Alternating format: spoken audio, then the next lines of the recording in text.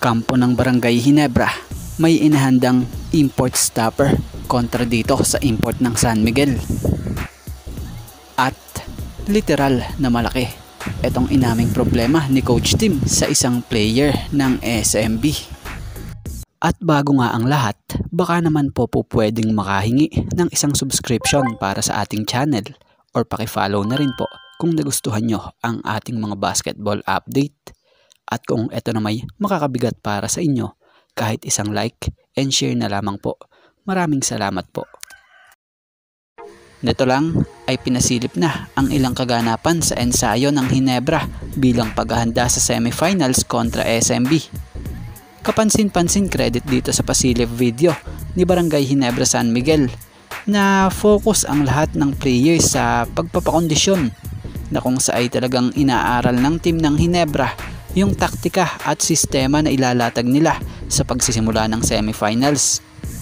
Kapansin-pansin din na makikita mo yung veterans talagang nagmumula rin sa kanila yung ibang payo para ma-share sa mga bago ang tamang pag-handle sa game gamit ang sistema.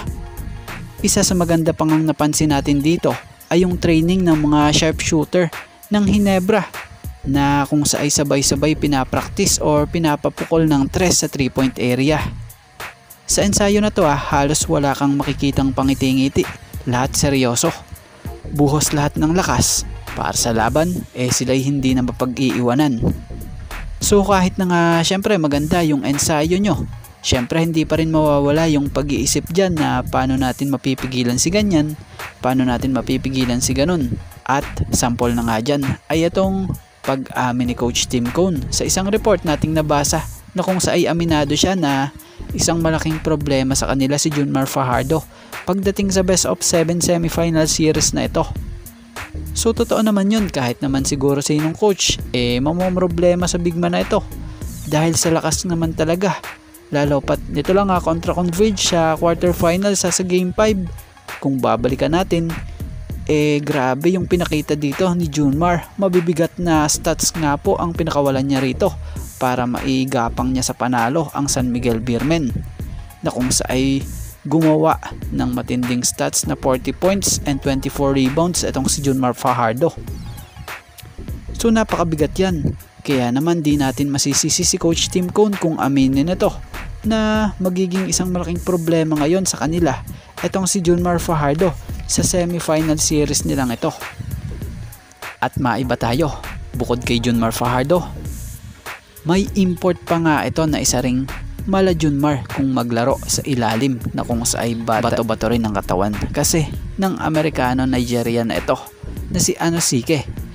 Pero pagdating sa import, walang problema na dyan ang Ginebra dahil may import stopper na sila At eto nga yan, si Stephen Holt. So ibang klase ang sipag at attitude ng taong ito.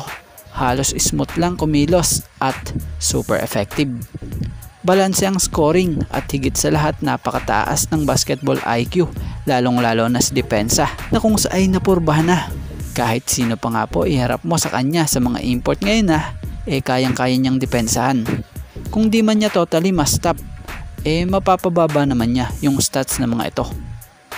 Kung tutuusin sa paglalaro niya sa Ginebra, wala nga pong makikitang angas or angal sa kanya. Siguro dahil veterano na rin siya kasi maglaro at sanay na nga rin sa mga pisikalang ganito. Kung tutuusin, di na rin po pwede or di mo rin po pwede iwan sa tres ito dahil panigurado titirahan ka kaagad nito.